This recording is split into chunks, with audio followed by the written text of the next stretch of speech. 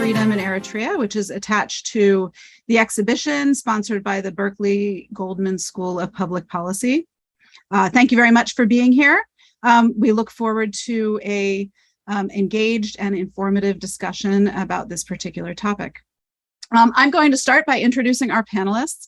Unfortunately, due to emergency and health-related issues, Yirgalem Pisaha Mabratu and Robel Astrat could not join us, and we'll move forward with our panel with Samuel Geber-Hewitt and Meron Semedar. My name is Jennifer Riggin. I'm a professor of international studies at Arcadia University, and I have been asked to serve as moderator on this panel. So I'll begin with introductions. Samuel Geber-Hewitt was a freedom fighter, journalist, songwriter, author, and film producer. He worked for the Eritrean Ministry of Information from 1994 to 2000. He left Eritrea and went into exile in 2002. And since then, he's lived in the diaspora and continued working as a freelancer with various Eritrean media outlets. He joined and led BBC Tigrinya since its birth as an editor-in-chief from 2016 to 2021 from Nairobi, Kenya. And now he works as a freelancer to the BBC and runs a YouTube channel called Dahai Eritrea, documenting historic events in the UK. Welcome, Samuel. We're glad that you can be with us. Meron Semedar, a former refugee from Eritrea, is a human rights and international refugee advocate. Meron has addressed the UN, USCIS, One Young World, many universities and communities on the global refugee crisis and human rights in Eritrea. His works have been featured in Vanity Fair, Huffington Post, the G7, G20, the International Organization for Migrants, African Voice, BBC Tigrinya, Voice of America, and SBS Australia. A short version of his story has been published in a book called Refugees in America in 2019. He holds a South African degree in civil engineering, an MA in international studies from the University of San Francisco, and is currently a Master of Public Affairs student at the UC Berkeley Goldman School of Public Policy. Meron serves as an ambassador for the Global Peace Index, the Refugee Nation, and One Young World. He works as a student advisor to MasterCard Foundation Scholars Program at the Center for African Studies at UC Berkeley. I feel very honored to be in the presence of such accomplished panelists this afternoon in my time zone, and it's very happy to be with you. So welcome to the audience. I'd like to start with a question for Meron. I was wondering if you could start off by telling us a little bit about what inspired you to organize these particular events today and the exhibit at Berkeley that accompanies this webinar. Why do you think it's important to talk about press freedom in Eritrea, and why is it important to do so now? Meron, I can't hear you. I believe you're muted. Dr. Regan, thank you so much. Can you hear me now? Yes. Well, first of all, thank you for moderating the session, for coming to moderate this session. It means a lot to us. I know you were Peace Corps in Eritrea. You served our people, and you did your part in trying to help the Eritrean development progress ahead. And I know you have helped many Eritreans as well right now in the US. So I want to extend that appreciation. Another sister from America, but with the Eritrean background too. So that's a privilege for us. To come back to your question, so it's been 21 years since those journalists are in jail, in prison. And they are in prison without any due process to law. They were taken in the early hours from their families, from their workplace. And at that time, it was a time when press freedom was really flourishing in Eritrea. And I was very young in those days. I don't know if Samuel could say the same, but we were very empowered. We were very getting informed about what was happening in Eritrea during those days. There were too many of them. Setit, Reem, Zaman, Ma'aleh, the list goes on and on and on. And this was a time and a moment where we Eritreans really had a time for free press freedom. They were informing us. And this time, it happened just a week after 9/11 in 2001.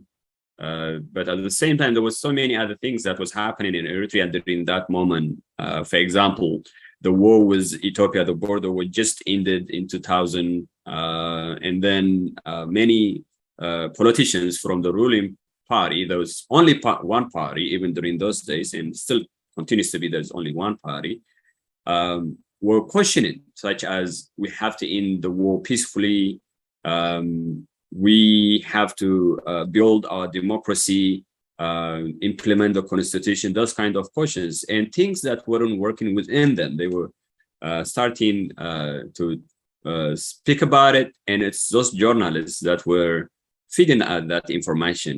It's those journalists that were giving us light to what was going on.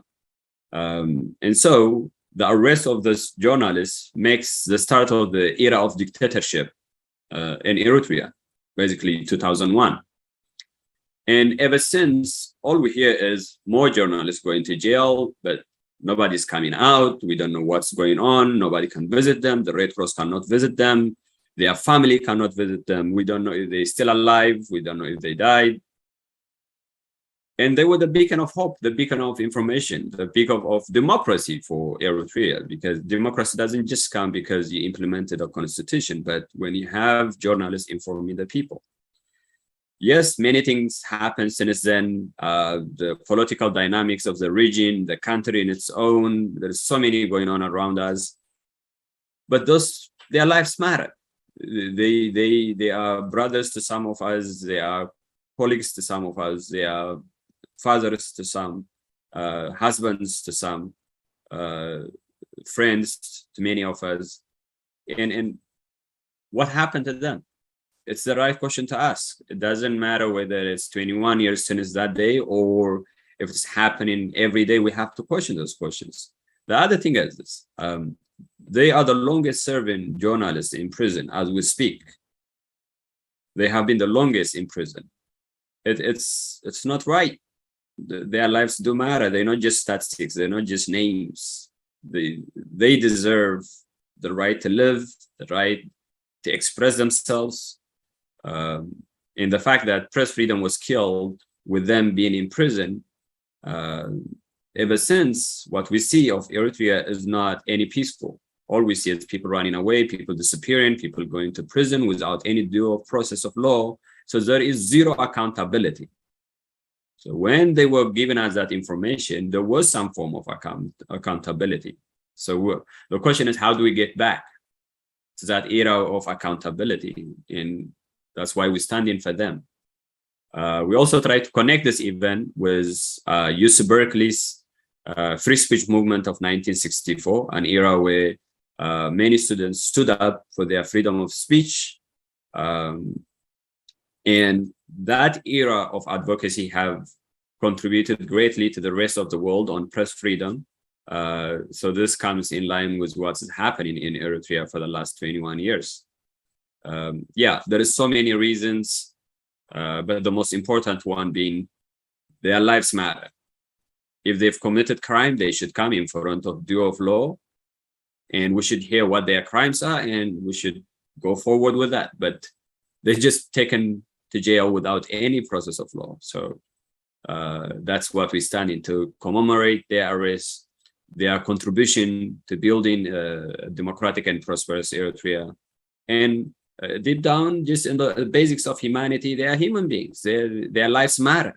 That's what we're trying to say. Thank you so much, Meron, for reminding us of that history of what happened 21 years ago, reminding us of the humanity of the journalists who are in prison, and explaining why it's important that we're holding this event at this time. Samuel, do you have anything that you'd like to add to the comments that Meron made about why this event is important at this moment?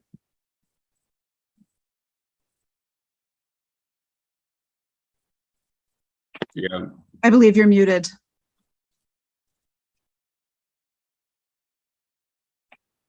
Samuel, can you unmute? There you go. Yeah, all right. Thank you very much for attendance, and Meron for initiating this, and Dr. Jennifer Regan for inviting us to discuss about what's happening in Eritrea for the last 21 years, especially for those journalists. It's hard to remember, to be honest. Yeah, it's hard.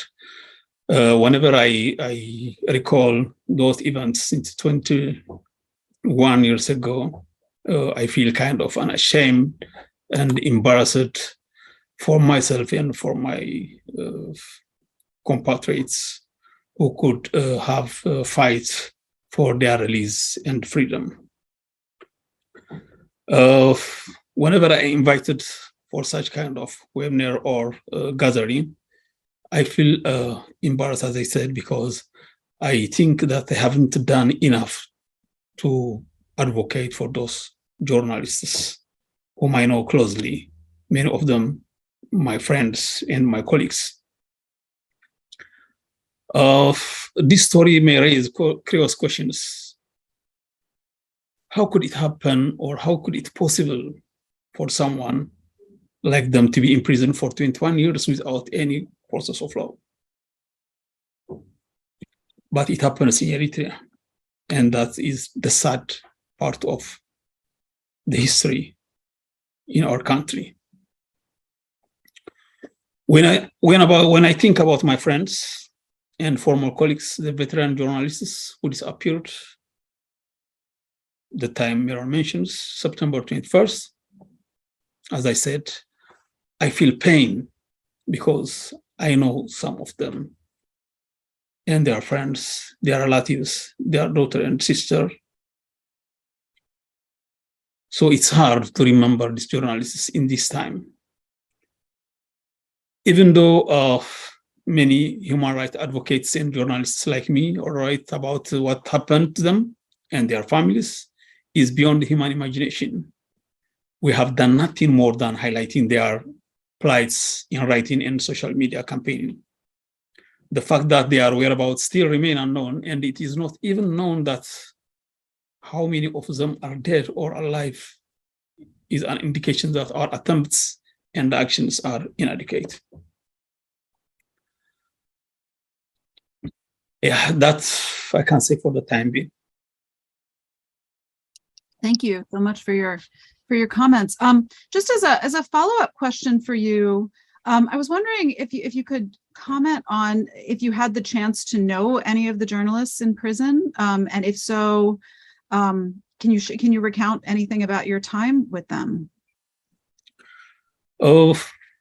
Actually, some of those journalists, I know them from long years. I was not detained in prison, so I didn't know them in prison, but I know them in person, some of them. For example, I know Johannes Joshua during the armed struggle. We were in the same brigade in the combat. At that time, Johannes was a songwriter and actor for our brigade cultural troops. What I remember is the first time that I saw Joshua was during the night. We came from our trenches to watch the cultural troops, music and drama show designed to lift the fighting spirit and morale of the freedom fighters. That night, perched on the bottom of a mountain, we looked to the stage light only by an oil lamp. And it was here for the first time I saw Joshua. It was in 1982. He was playing an act with the message of, "It is worth to die for the security and the continuity of your people." I like and admire him for his courage and determination. I was inspired by Joshua and his colleagues' cultural activities. I developed an interest in art. And at the end of 1919, I left the trenches and was assigned to be part of the cultural troupe with Fasahe. Became in the same team. We became friends and worked closely together in a platoon Ganta. Every aspect of life is shared. Day and night we are together, eat, drink, sleep, wake up, work or rest, travel, everything we endure the same. Sometimes we are good about matters relating to work, learned from each other, employed methods of criticism and self-criticism introduced by the revolution, and moved on. Sometimes we fight and sometimes became friends, as any human being. During the War of Independence, we organized shows in different parts of the country for the army and the people to lift their morale and raise their hopes and aspiration. Joshua and I were separated during the 1992 reshuffling after the independence. However, we met regularly and discussed work-related and social issues until he was arrested in September 2001. It is 21 years now since he disappeared. He is believed to be in a godforsaken hell in Eritrea prison.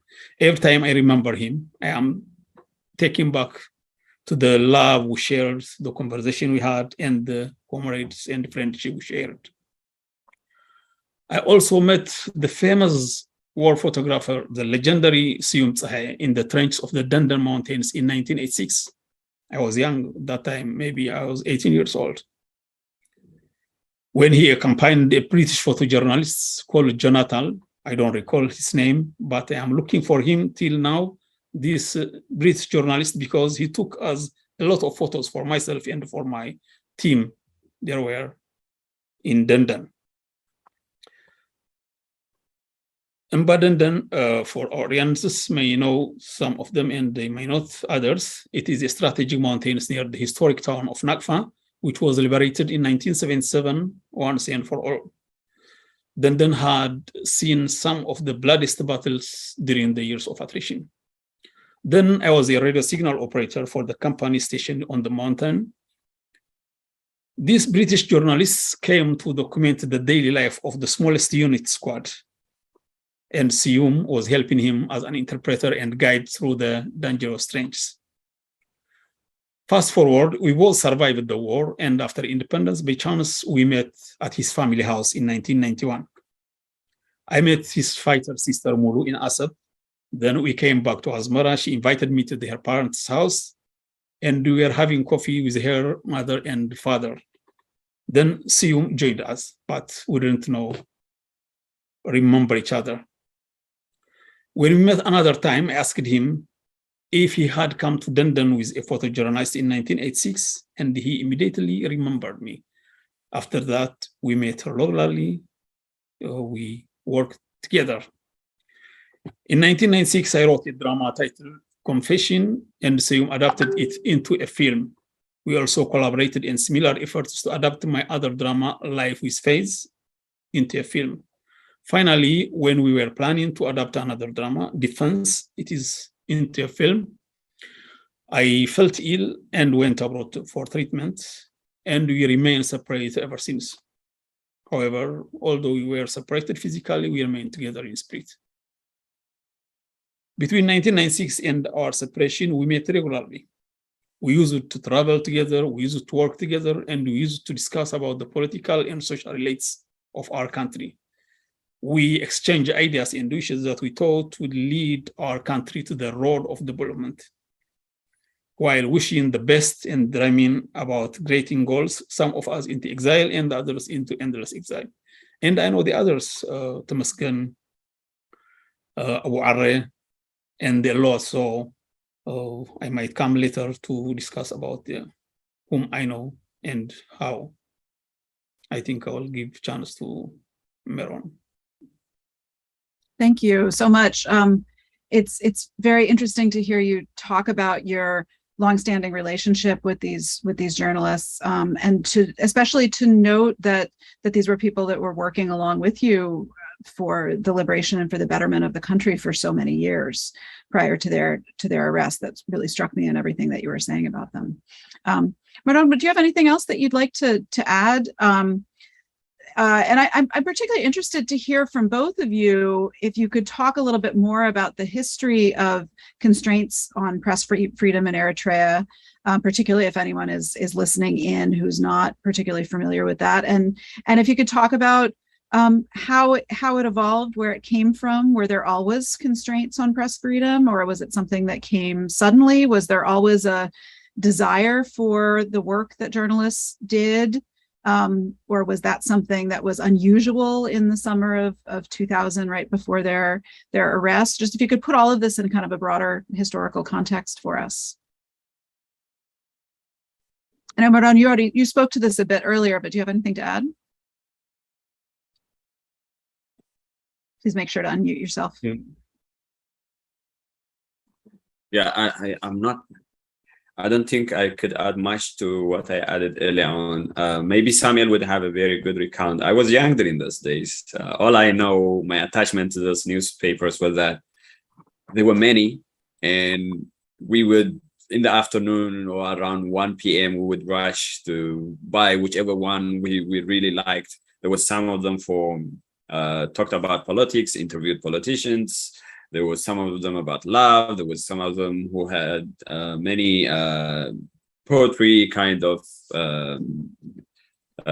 materials. So people were hungry to go and buy the newspaper because some of them had this extension for the story that they are waiting for. So, but from a point of how did this come about to be, and what was the progress to September 2001, maybe Samuel could say more about that. Okay. Thank you, Mara and Dr. Regan. Yeah, what I want to elaborate is, for example, I can talk about myself. When I was joined the Ministry of Information as a journalist, I like kind of an assign, because we didn't take any journalism training, or we are not coming from an education of university or high school with the journalism. Just we came by passion and inspiration to be a journalist, and we joined the Ministry of Information just to serve our people with the news and information. So there is not much kind of guidance in the Ministry of Information at the time. What we believe is most of us we are freedom fighters, and we thought this is a continuation of the struggle for we fought for independence. This is for freedom. So we believe that the Eritrean government and the Eritrean people are the same, and they need the information for their development and betterment in life. At the beginning, I didn't see any restrictions. Let me share you one story. Yeah, one day I write a story criticizing the government. It's related with the corruption in the administration. So I presented to the editor to publish it. But when the editor read the story, he refused to publish it. And I was very upset and said, why? Why we didn't publish this story? And I became so angry and argued against the decision. Then the editor tried to calm me, and he said, listen, you can't write a criticism article in the government that feeds you, he said. I was so upset. So I told him I had never understood that way. So I felt that he was an apologist of the government. And I told him, I'm going to resign and demobilize. This was my protest. So he told me that you can try, but there is no demobilization. He was right. Up to now, there is no freedom of choice in Eritrea, especially then, if you are a freedom fighter, that choice is considered as a luxury. But later he advised me to be patient and said, we will need patience when the right time comes. Later in 1996, the Eritrean Press Law became a reality. Soon after it was published, several private newspapers, as Meron mentioned, Setit, Kastadabana, Maqal, Tsigyanai, and many others. So they created a platform for discussion and sharing the ideas.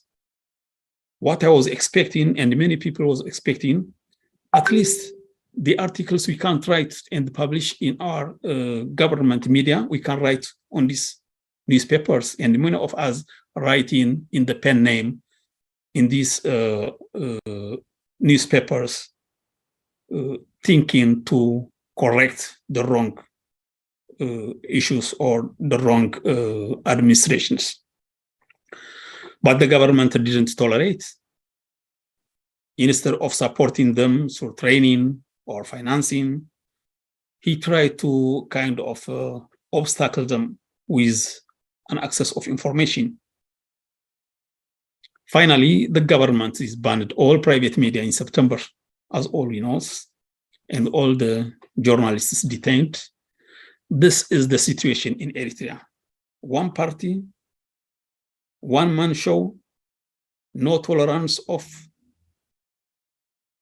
different opinions, just kind of a dictator, no listen the other voices at all.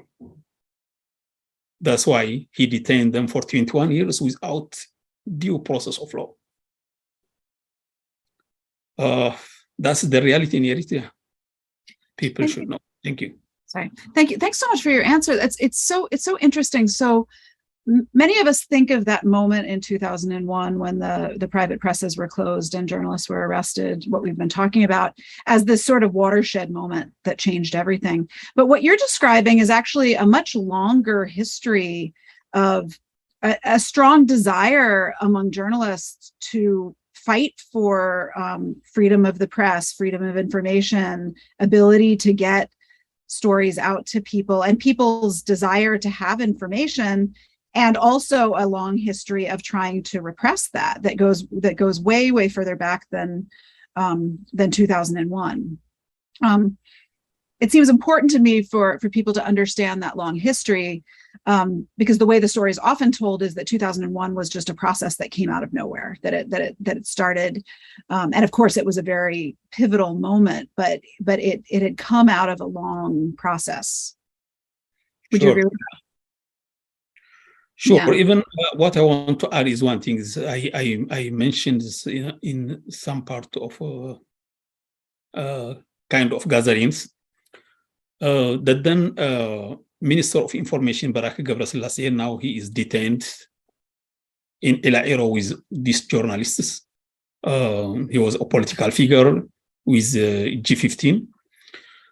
He tried to help those private journalists and the private media. He thought this is the reflection of our country and of our people, and we are going to help them.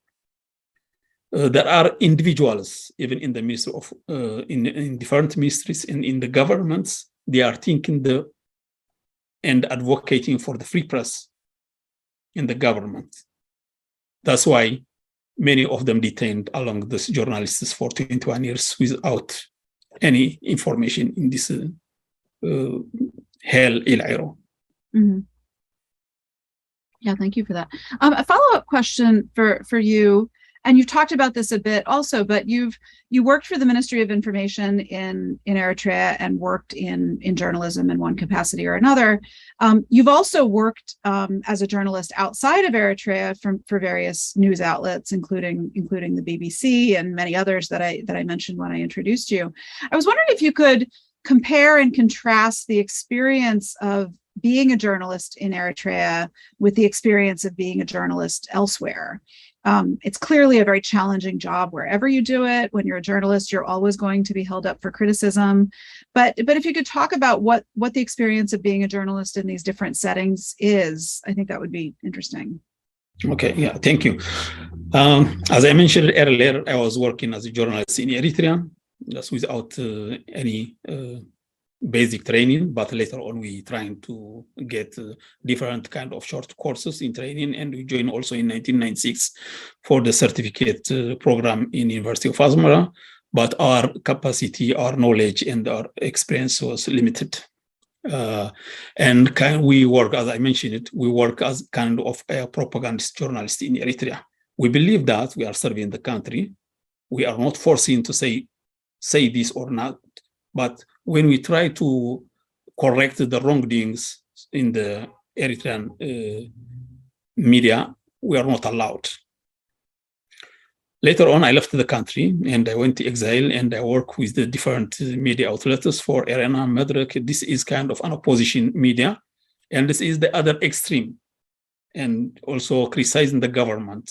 So there is no kind of a balancing story. We are not pure journalists in both sides, whether in Eritrean government and whether in exile. In exile, we are campaigning against the government who is doing wrongdoing, the abuse of human rights abuses in the country.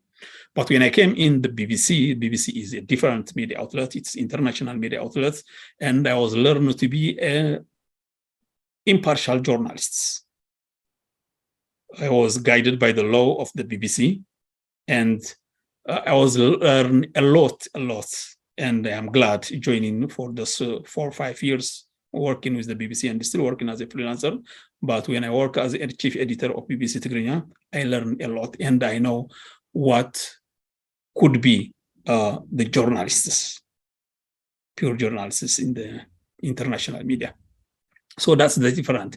Journalists should be impartial and balanced, credible, gather information from the credible sources and present to the audience. Otherwise, it's not allowed to be a propagandist. So always keep balancing this kind of experience. It's not easy at all. And I'm glad to have that experience in my life. Yeah. So that's really, I think that's a really important point, that getting to that point of impartiality is very important. It can be very challenging sometimes, of course, because information is often subjective, and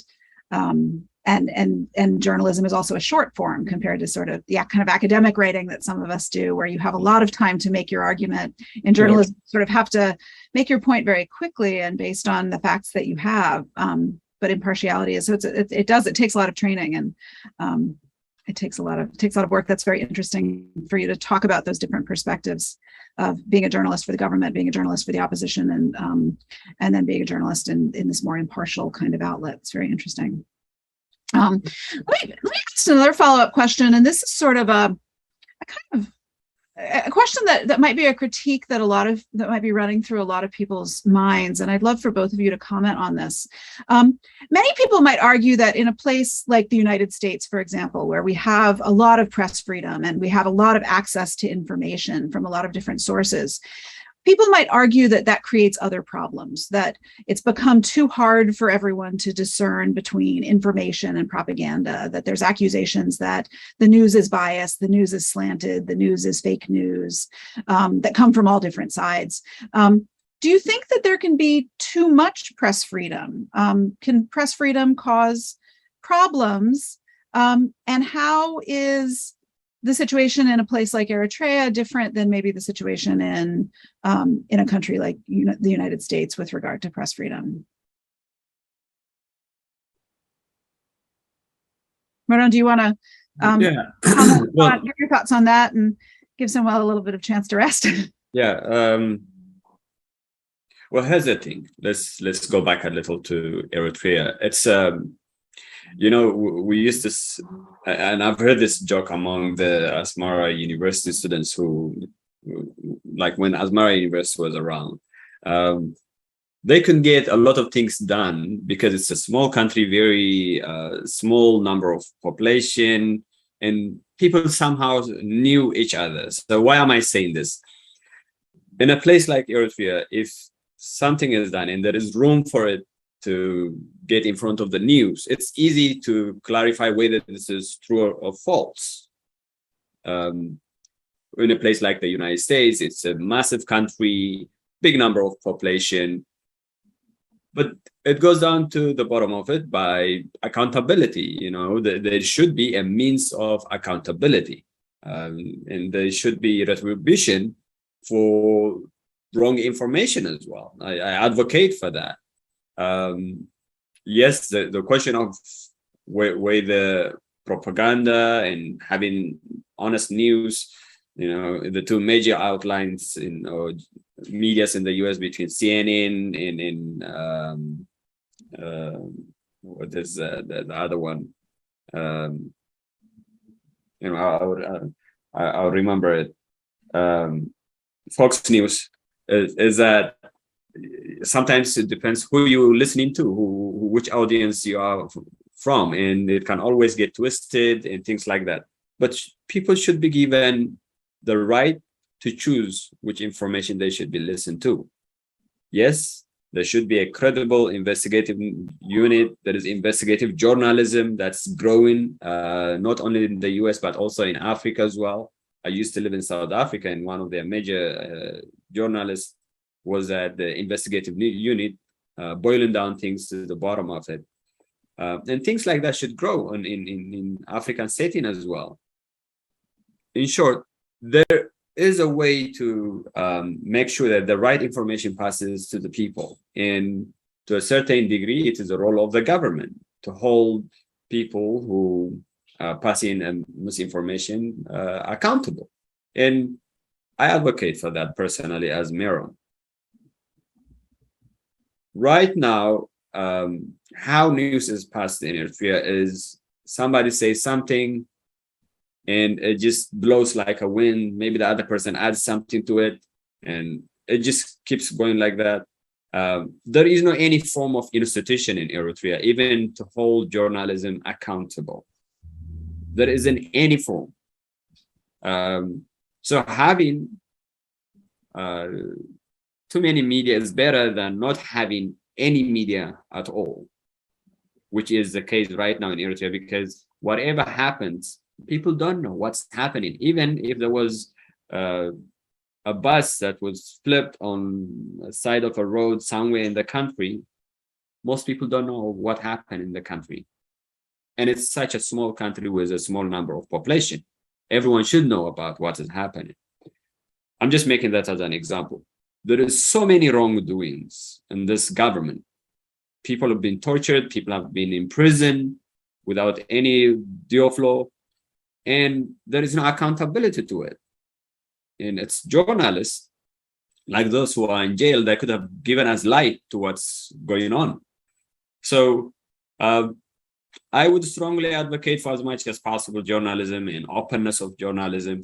When you open multi-journalism media in a country, one is also going to criticize the other. You know, if one is given the wrong information, the other one is going to try to give her the right information. So people have the choice to make based on the information that they're receiving. So it doesn't hurt. It in fact builds democratic institution. In this country, we have journalists questioning presidents to the degree until they get the answer that they are looking for. And immigrant journalists as well in some cases, not American-born journalists. So to me, journalists are the beacon of hope, the beacon of information, the beacon of democracy. And I think it's to a certain degree very difficult to accomplish or to live in a sense of democracy without journalists. That's how I would define it or understand it. And yeah, I think there's many important points that I think you raised, which is the role, and this has been a theme that's come up a lot in this conversation, the role of journalists as an accountability tool. And what you're describing is really a system of checks and balances, where the government needs to put some checks and balances on journalists through press laws and things like that to make sure that they're doing responsible journalism. But it's also important that those checks and balances are not so restrictive that you can't have press freedom, because journalists also play an extremely important role in providing checks and balances on the government and on accountability. The word accountability has come up several times. So I think that's a very important concept, that journalists are able to ask hard questions. They're able to share information. They play an extraordinarily important role in holding all governments accountable. So I appreciate, I'm just summarizing the different things that you've said. Yeah. And running into their arrest, that's exactly what they were doing. You know, there were political figures in the ruling party, the only party, that started to speak up about the wrongdoing of the government, that we should prioritize, one, for example, peaceful means of ending the war with Ethiopia, and two, we should work on our democracy, meaning there was a ratified constitution of 1997 that was never implemented. So they were saying the border war is now calm. Let's work on it on the side, but let's build our country into a democratic Eritrea, into the things that we need to do. Yes, it's not yes, it was sort of a new country, but 10 years was not easy. The war was calm at that point. So they were raising the right questions at the right time to be able to move the country forward. And it's those journalists that were bringing that to light. And it's those journalists that were given accountability to what was raised, a genuine question. And the government didn't want that. The current government, or the government that we saw since 1991, didn't want that. And yes, that was the accountability part of it from their part that those journalists try to give us. And ever since, there is no accountability. All there is a one-man, one-party show. If they want to arrest you, they arrest you. If they want to get rid of you, they get rid of you. If they want to put you in jail, they put you in jail. And that they do that without any question, without any due to court of law. And people's life doesn't actually matter. They do whatever they want with your life. So that's where we are. For example, the indefinite national service is a good example. Initially, it started with 18 months of service. It has become indefinite. It has become a lifetime. So many young people's life were consumed in this indefinite national service, and nobody is holding them accountable. Thank you for that. Samuel, do you have anything to add? Yeah, what I want to add is, I think Meron mentioned this about the freedom of press. And your question was that too much freedom of press might be a problem, like in America and else in the world. My position is press should be free, but it could be accountable. Currently, what we see in Eritrea, you can't mention about the press. It's almost nothing unless the government media. Unfortunately, this time, Eritrea is involved in a war, civil war in Ethiopia. We don't have any information what's going on in Eritrea. There is a lot of roundup, the lot of preparation for war and involved in a war, but the government doesn't give any information for the society. And we, the people, live in exile. We don't have any information. We listen, or we get the information from the Ethiopian media. In Ethiopia, relatively, the media is open because there is social media, a number of YouTube channels. They tell us the story, but it could be one-sided, as the war is an ethnic war in Ethiopia. But it's better that it's nothing. Sometimes those YouTube channels from the Ethiopia side, they might add fuels into what's happening in the ground. We see in the last 2 years, it's very tragic in the YouTube channels. We see people is burning live before they died. We see people was killed and thrown away with the cliffs of mountains. That's the past side, and there is a hatred speech as well in the media. But you can make completely accountable for such kind of medias to restrict them in creating hatred among the society. But media, in all, should be free and be accountable. That's my stand for the media. Thank you. That's a really useful set of examples that we don't even need to go as far as the United States to sort of look at questions of press freedom. And again, the theme of accountability is very important.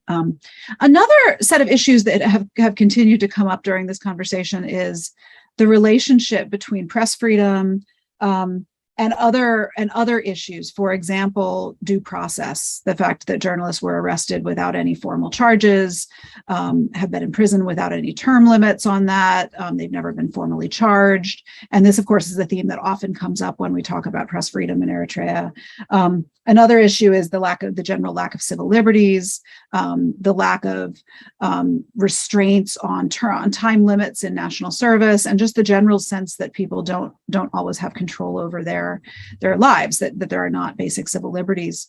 I was wondering if both of you could speak a little bit about the way press freedom connects with these other really important issues, particularly the lack of due process, the right to a fair trial, the right to be sentenced fairly, and just general civil liberties issues in Eritrea. What's the relationship between those two things?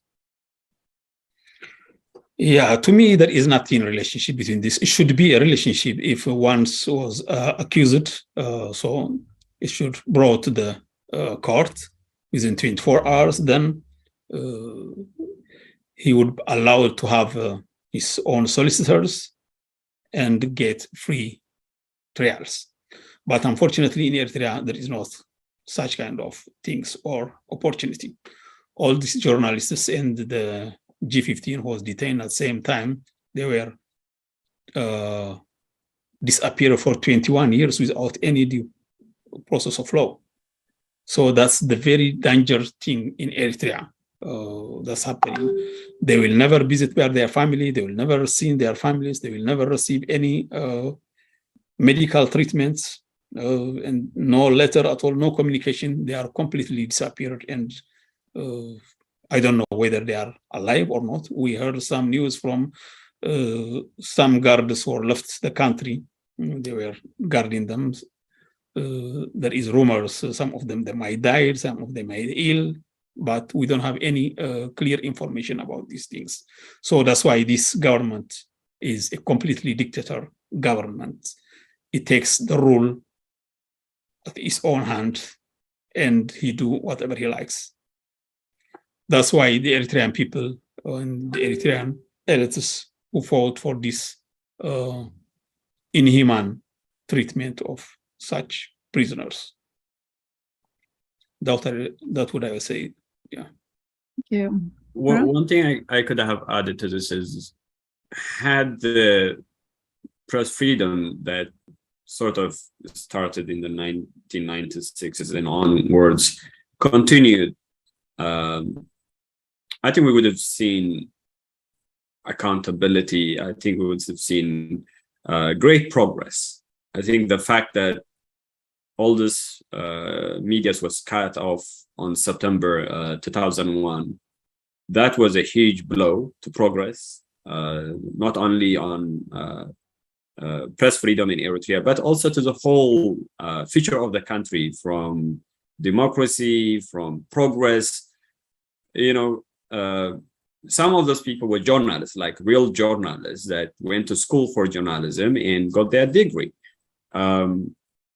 Imagine a journalist comes out of studying journalism, and if he or she cannot practice journalism, or only they can be is a puppet of the government, and they cannot criticize anybody, which is a case right now. There's only one government media. You cannot criticize the government. You can only glorify or just say, I mean, basic things, what's happening. Then people are living in a complete blank space. They're not getting the right information, and there won't be any progress until there is such press freedom to give people accountability and the information that they need. And so 2001 truly did mark the era of dictatorship in Eritrea. That's how I usually see it. Thank you. That's an interesting connection to make about accountability and the importance of a free press to advocate for due process and for civil liberties and other things. So they really do all come together in those ways. Why do both of you think the Eritrean government feels the need to constrain press freedom? And I'm curious if you both know if the government has given any rationale for this, or if you wanted to speculate as to what's accomplished by constraining press freedom. Just shut up the society, because press freedom is, if the society have the press freedom, they can discuss the issues, what's going on in their country. They can criticize the government, and they can mobilize the population for what's going on in the country. That's why the government wants to shut down all the press freedom, and they want to listen. One ear just was coming from the government propaganda. He takes that country for 21 years. For example, when he closes the press, he said this is for temporary, but unfortunately, temporary went indefinite. So whenever the government became a dictator, when a dictator government wanted to hold or strengthen its power, the first thing they do is to close down all the media outlets and shut the free press. Thank you. Meron? Yeah, I think Samuel said it all, but they knew what they were doing when they shut down all this press, all this media outlets or this newspaper medias. They knew it's a one way of controlling information. And they have been controlling information ever since. There is only one TV station, one radio, one newspaper, all 100% controlled by the government. All it does and serve is the interest of the only government that existed. They control the information, they control the agenda. And on that basis, think about it, 21 years is not a small amount of time. It's a child is born and 21 years old. By the way, some of them, in particular, one of them, Dawit Habta Mikhail, I believe, have a daughter somewhere that's in Europe. She's 21 years old. Her mother was pregnant with her when her father was taken away. She doesn't know anything about her dad. What am I trying to say is, there are young people, young Eritreans who are 21 years old. Technically, they are adults in the way how we see an adult person above the age of 18 in Eritrea.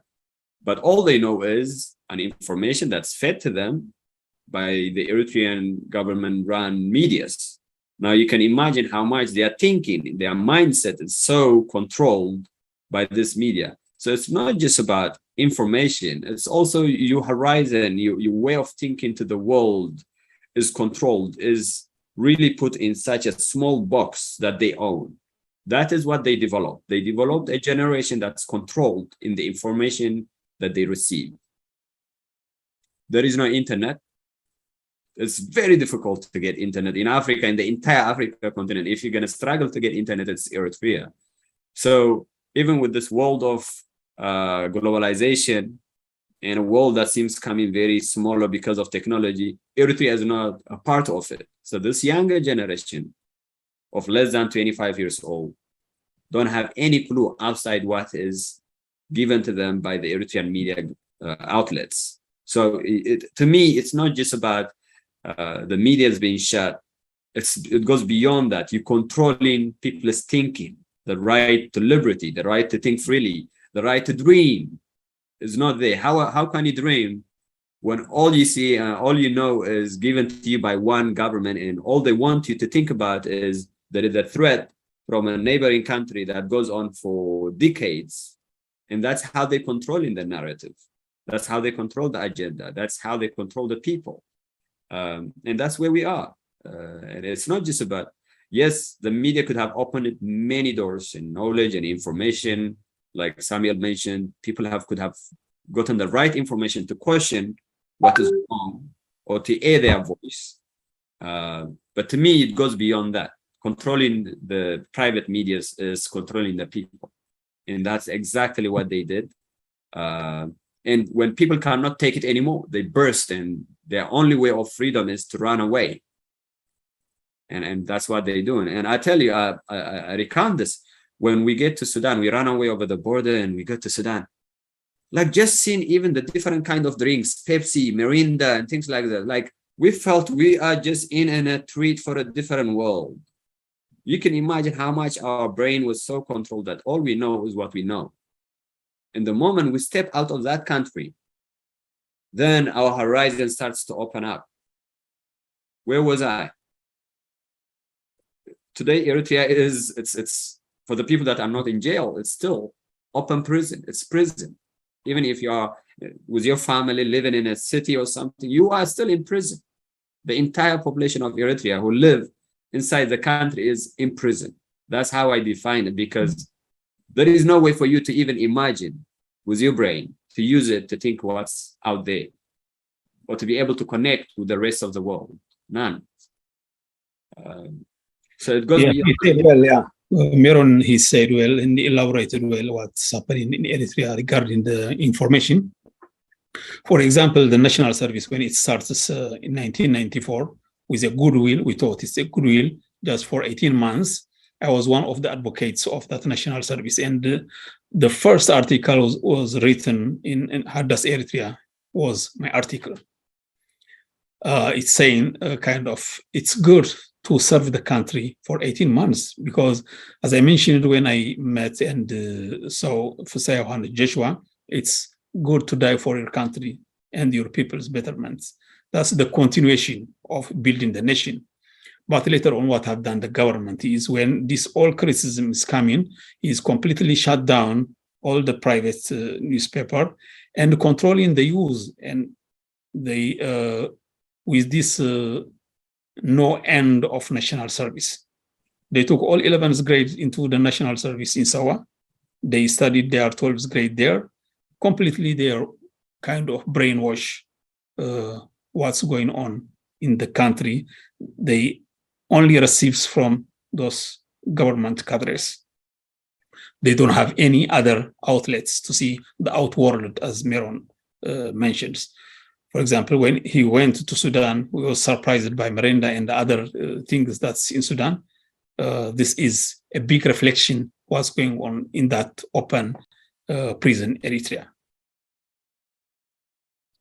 I think it's very important what you're both talking about, because sitting where we are right now, it's hard to get your mind around what it's like to have information so restricted, right? That we live in this era of information where we're almost saturated by information. We have information accessible to us all the time. And I think both of you have done a great job of explaining what it's like to be in a place where your access to information is shut off. And it's not just about press freedom, but it's about developing a consciousness that you have from being able to access information. It's just a very different way of thinking about things. And I think that that's important for people to understand when we take up this idea of press freedom in Eritrea.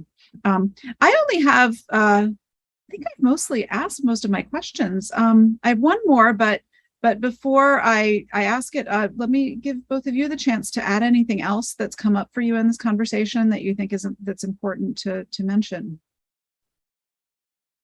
Do either of you have anything else to add?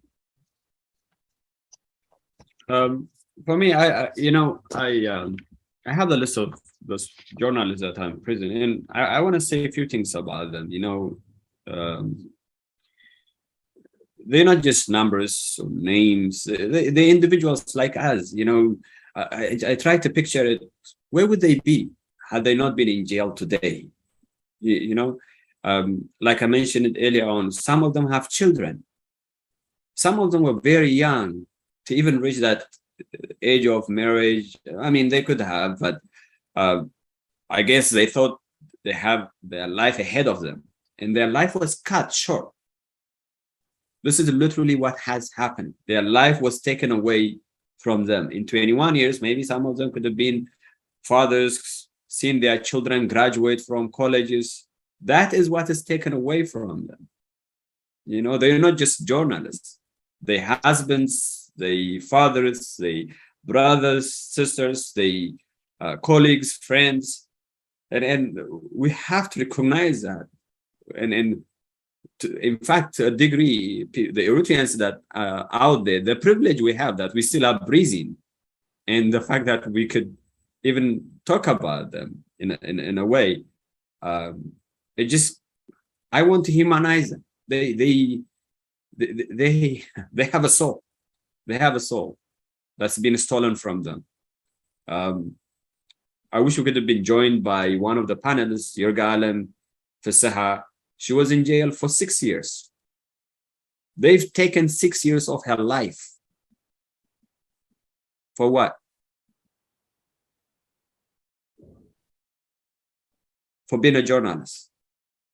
And that is what is happening. And I know there is so many things going on within the political dynamics of Eritrea and then the region, as early on Samuel mentioned, the war that's taking place. But beyond that, those people were arrested in jail in 2001. And they were arrested for just being journalists. Like you've been an engineer or a doctor or something, they've just been arrested for being a journalist. We were trying to get a medical doctor to be in this panel. He couldn't make it because of safety issues. He was a prisoner, and he was a prisoner, the journalist doctor in prison. He was a prisoner himself, but at the same time, he was the medical doctor for the prisoners while it's still in prison. It's that degree, a prisoner being a doctor for other prisoners. So I would like to call their names, say a few things. Hamid Mohammed said his date of birth is not described. He was a very soft-spoken, technically minded, and he did not socialize so much. According to his former colleague, Hamid, they call him CNN as a nickname, was also another targeted journalist incarcerated in Communicado for undisclosed charges. He was arrested on 15 February 2002, but he has never been brought to a court of law, and the Eritrean government has denied clarifying his whereabouts until now. And then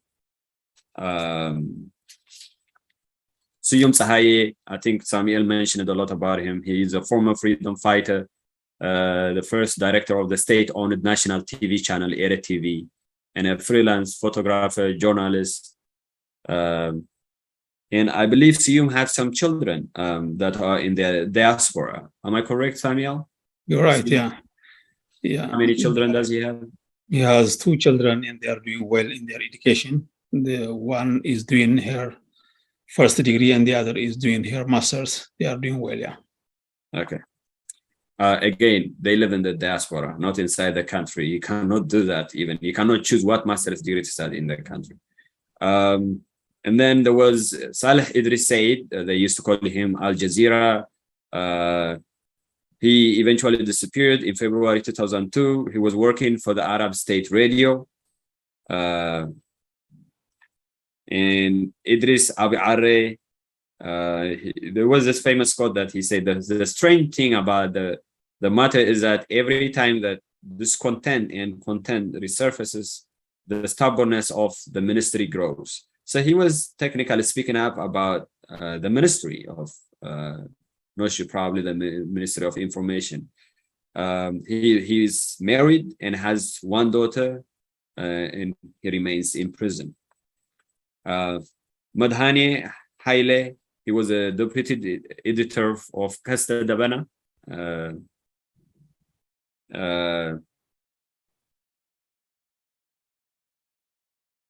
He said this famous quote, "We are in a country governed by the rule of law, and we are asking for an explanation for these actions. We cannot flee in fear."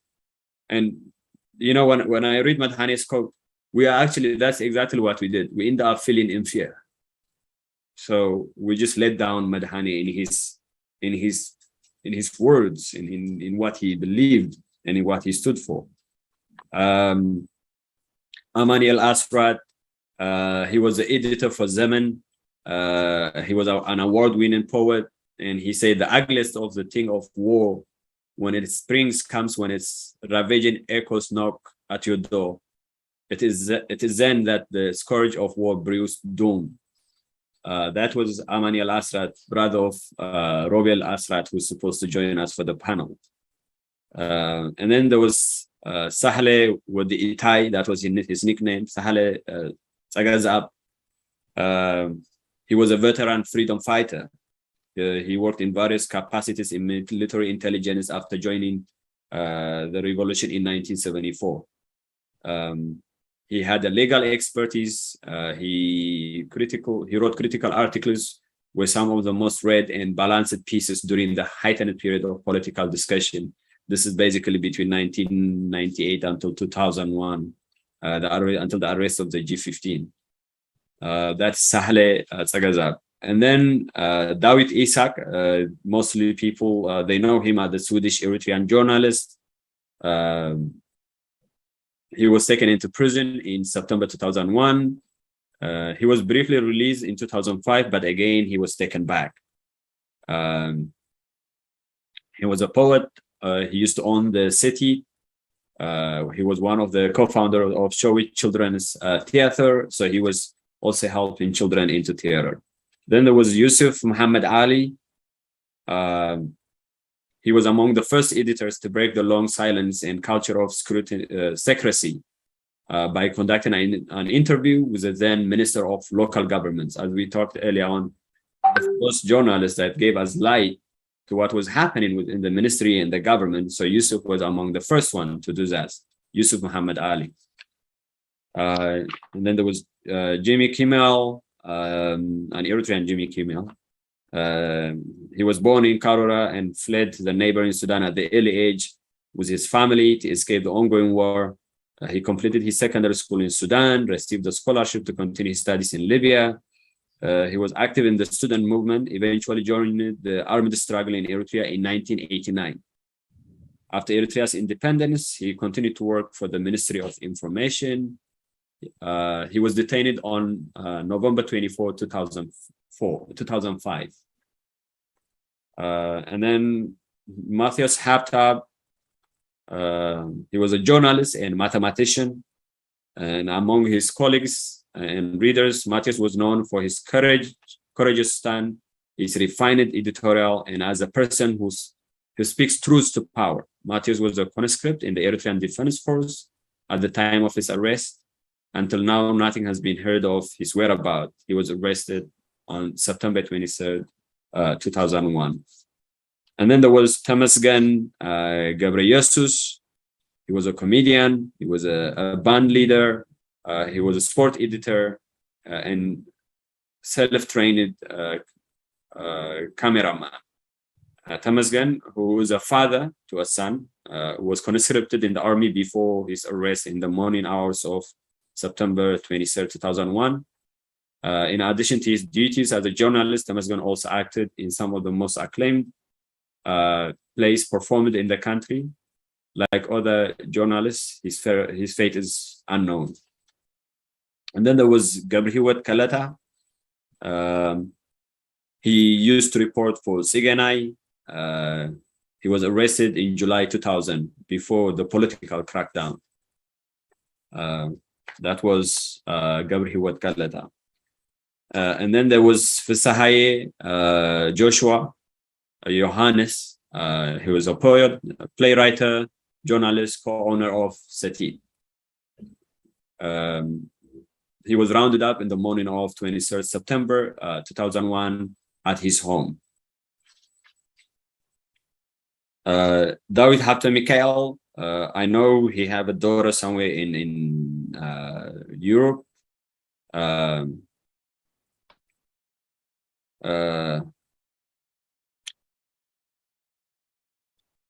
He was assistant editor-in-chief and co-founder of Makaleh that started in December 29, 1998. He was a physics teacher in Asmara at the time of his arrest in September 2001. So many of these journalists actually they wore multiple hats. They were teachers, they were journalists, they were doing other things, but they really loved doing journalism, and that's why they took it as a second career or as a second. Well, in many cases, for many of them, like Samuel said, they were contributing to the building and betterment of the country. And then there was Said Abdel Kader. He was taken to prison in September 23, 2001, along with other journalists. There hasn't been any official clarification about his whereabouts by the Eritrean authority. He was editor-in-chief and owner of the independent newspaper Hadas Admas, The New Universe, that was founded on May 1, 1999. He was also working as an international news editor for the government-owned daily Hadas Eritrea. So some of them were also working in the Eritrean government-owned Hadas Eritrea newspaper while they were doing their private newspaper as well. I just want to correct you one thing, Meron. Yeah. Some of the journalists that you mentioned is about 5-6 of them, I think, they are working for the Ministry of Information, like Jim Kimmel, Al Jazeera, and Saleh CNN, and then now you mentioned Said Abdul Qadir. Yeah, no, Said Abdul Qadir, yeah. Yeah, it says that they were doing, they were working for the Eritrean Hadas Eritrea newspaper at the same time, while they were also contributing to other news media outlets. Yes, sure, yeah. Some of them, they might contribute with a pen name, but it's not allowed with their real names. Okay. Okay.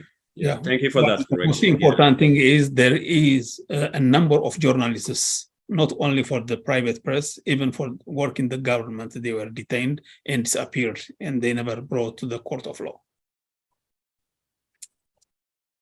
Yeah, and it's good. Yeah, go ahead. No, I was just going to say thank you for reading out that list and telling us more about each of those individuals, both because, as you say, it's extremely important to humanize these people. We're talking about the concept of free speech, but these are also human beings who have been in prison for decades, and it's important to get the human aspect. But I'm also struck as I hear this list that these were people who played a lot of different roles. Some worked for the Ministry of Information, some were teachers, some were poets, some were playwrights. But they all were doing this work because they strongly believed that this was a way to make the country stronger and better. That we know democracy is challenging. It's difficult to build a country for every country, and they had a strong dedication to that. And I'm also always struck how many of them had also worked for the liberation of the country, and so this was an extension of that really important work. To build the country that preceded independence, even in some cases. Yeah, true. Many of them were freedom fighters, like Samuel was, and then you can see how much nationalistic they were, and how much they want the better Eritrea, how much they want to contribute to empower people, how much they want to move that progress of prosperity and development and democracy forward. They were wearing multiple hats. They weren't just doing a job. They were doing, and by the way, Samuel can speak to this. They barely make money out of this. They're just doing it out of the spirit of wanting to educate and empower people. Yes, nothing at all in Eritrea for this kind of work. No one can get money, especially for most of them. Actually, they also contribute from their own pocket to publish their work. So that was the reality in Eritrea. So they are not working for money, they're working for their inspiration to be the betterment of their people in the country. On this opportunity, I just want to mention one thing. So we, even though our topic is about the free press in Eritrea, there is people who are detained together with the journalists. They know about, they are known about G15 and the other cadres who are detained. Those people also, the high quality in the government. Actually, they are ministers, generals, and department heads, kind of things. They question the government of the way heading forward. So they think, they ask the government to be implemented democratic, constitutional democratic government. Then they were detained along with these journalists for almost 21 years. So it's good, and it's obliged to remember them in this opportunity. Thank you. I think if we still have time, I'll ask both of you one last question. I think this event is extremely important to be informative to people, to keep the memory of these journalists alive, to honor the sacrifice that they made. What other things can people who are listening to this and are interested do to make sure these journalists are not forgotten, to honor their sacrifice, and continue to recognize the importance of press freedom?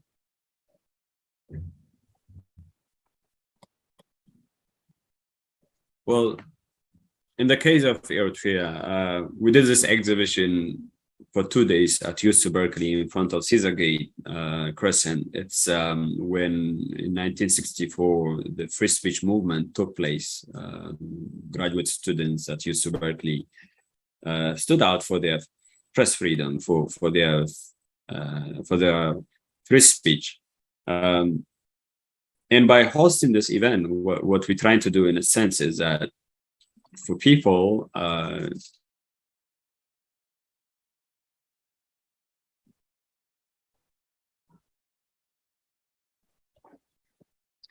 believe it's back, yeah.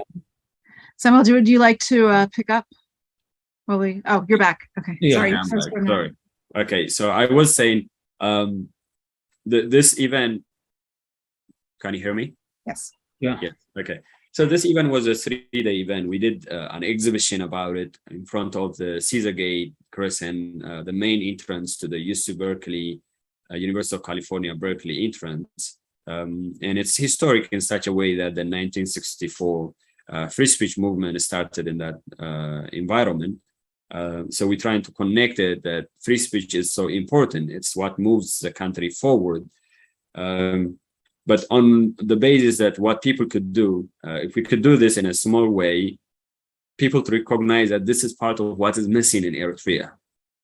This is part of what progress is taken away from us. Imagine if those newspapers existed until today. It could have unfolded many information. It could have helped in building a democratic Eritrea. It could have empowered with information and knowledge many young generation. It could have created even jobs for many upcoming journalists and others. On what people could do, there is an organization called Pen Eritrea. People can familiarize with the work that they're doing. They can also tweet about this event, about press freedom in Eritrea. They can tweet about the release of those journalists who are in prison without any due of law. That is what they can call out for. And also to look into the future that someday we would have press freedom in Eritrea. That's at least my hope. Beyond that, it's a very close country. It's a very close country, and I want to encourage people to go to the root cause of why we are in this situation. Not only by the journalists being in jail, but why are we fleeing our country? One of those journalists early on mentioned it about this famous quote, which I felt we let him down actually in his message, and I'll try to get it in a second. Madhani, which he says, we are in a country governed by the rule of law, and we are asking for an explanation for those actions. We cannot flee in fear. Now, the part where we are governed by rule of law, I don't think so there have been any rule of law in Eritrea because that constitution was not implemented. But the part where it struck me about what he said is that we cannot flee in fear. And that is what all of us Eritreans have done. We fled in fear. And I agree with him, we cannot flee in fear. And that is one of the mistakes that most of us did. We should have fought on the ground against this government, and then we would have been in a better state, because we already in thousands of numbers, we died in the Mediterranean, in the Sahara Desert, in the Sinai Peninsula. Had we fought on the ground, we wouldn't be in this predicament. So I would encourage everyone to ask themselves, why is Eritrea in this state? And also challenge everyone to do their part. to be advocates for democracy, because it serves all of us. I don't know, Samuel, if you can add anything. On top of that, what I want to add is, for example, the government of Eritrea wants us to be forgotten these people. In Eritrea, after they are arrested, they will never brought into the television, even from the work that they have done, from the history they have done. They try to remove it. Their names, their photos, their images, everything. This kind of events is remembering for what they have done for their people and their society. It will be great, and thank Meron and you, Dr. Regan, for initiating and organizing this kind of events to remember them. It's great. Last year, we have done the same, like what we have done, Meron, this year in London with the Focus Africa and Amnesty International, PEN Eritrea, and the other organizations. We made an exhibition and with a short bio of each individual who was detained at Era prison. So this year also is great to arrange such kind of event by Meron and yourselves. So we Eritreans glad to have such kind of brave young generation who can take their country into the better future. So I admire Meron and all his colleagues at his age to take the responsibility of what the journalists and the politicians paid for their life, for the country. Before we close it, Dr. Regan, one thing I want to say is, one, I want to thank you for taking your time out of this Sunday, out of your family time to come and host this and moderate this event. I really thank you so much. But also, there have been some individuals and many programs at UC Berkeley and organizations who co-sponsored this event, and I would like to just call out the name of the organizations and programs at UC Berkeley. The Center for African Studies at UC Berkeley, the university itself, the University of California, Berkeley, the African American and Diaspora Studies at UC Berkeley, the School of Journalism at UC Berkeley. The Othering and Belonging is one of the biggest organizations that's housed at UC Berkeley as well. The Goldman School of Public Policy at UC Berkeley, Berkeley Law, the Human Rights Center at UC Berkeley, and also the MPAs for Justice Empowerment, PEN Eritrea themselves for providing the material and advocating for the release of those journalists, Setit Media, Erisat, and Asena Media, and also Samuel for coming to be a part of this panel. I just want to thank you. Also, Yurgalem Fistaha, who couldn't be with us here today, but she was very instrumental in being very supportive. I want to thank her as well for making this event happen, and thank you all for your time as well. So thank you so much. And thank you very much for having me. It's been an honor to be here with you. Meron, thank you so much for organizing this event. And it's been a tremendously informative conversation. And thank you so much also for your participation. Thank you so much. Thank you.